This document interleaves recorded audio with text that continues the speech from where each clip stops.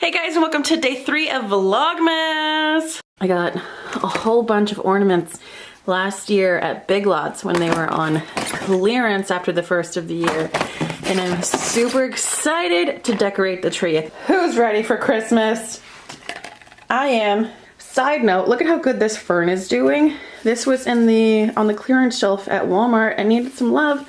And it's doing so good in this room. Last year I got these Garlands at Walmart after the first of the year when they were all on clearance because I freaking love them, and they're really expensive, but, well, not really expensive. They're 15 bucks, but sometimes you need 2 or 3 strands to go around a banister or handrail. The 20-foot one is $25, but these were on sale for like 7 bucks. So I picked these up and I'm gonna be putting them on my handrails and railings, and I'm so excited. If you've never worked with a garland like this, then just go in and fluff it up. It'll make it look fuller and nicer.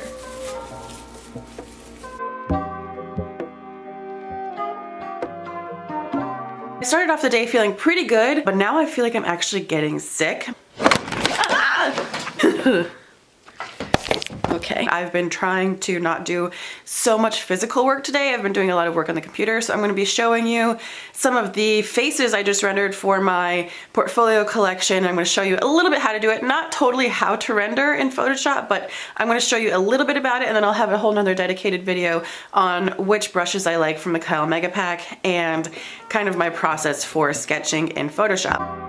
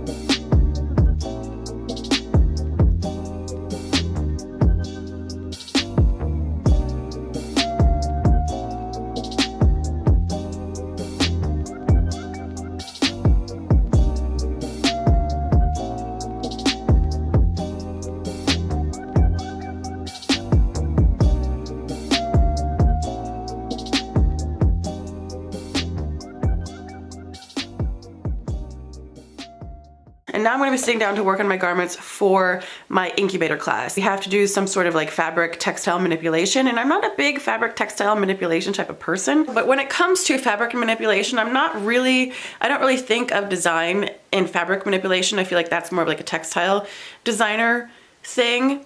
So that's probably why I had so many issues with this class. I think the class is fantastic. It's called Incubator, where you're supposed to think outside of the box and like really explore all of your creative options. So during this class, I didn't really connect with a lot of the ideas that I was working on, but I did connect with one kind of that I will be showing you now, but I'm just gonna be using it for my final project because we have to do a final project, and it's actually pretty cool. It's not like my favorite thing I've ever come up with in my lifetime, but it'll work to get me by through this class. Am I going to use it in my final portfolio?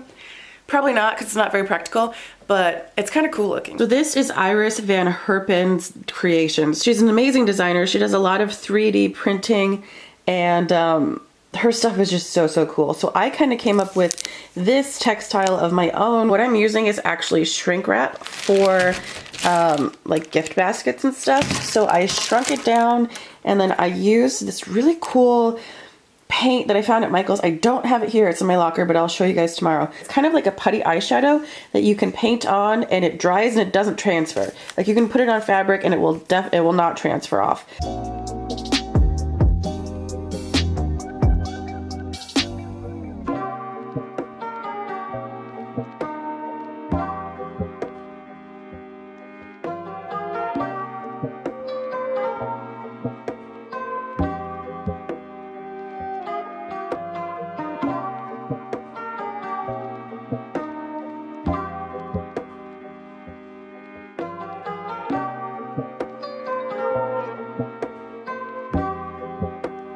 What was I thinking? This is going to be impossible to sew.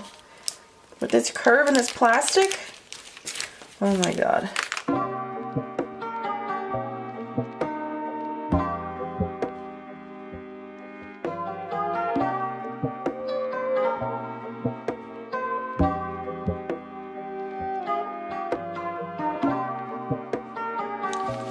I just have one tuck right here. But it's not too bad. I think I'm going to release this tuck and then I'll top stitch it, and that'll make it stay flat, and that'll be good.